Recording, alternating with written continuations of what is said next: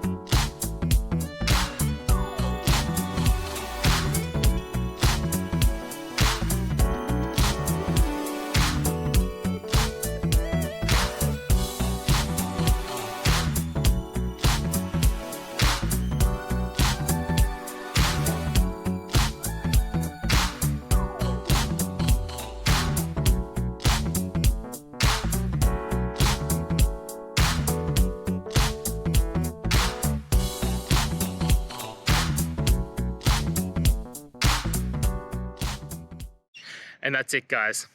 I hope you found the answer that you're looking for and got to that resolution in the end.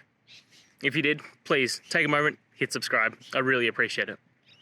Until the next time you need more technical videos, I hope you have a great day. Cheers.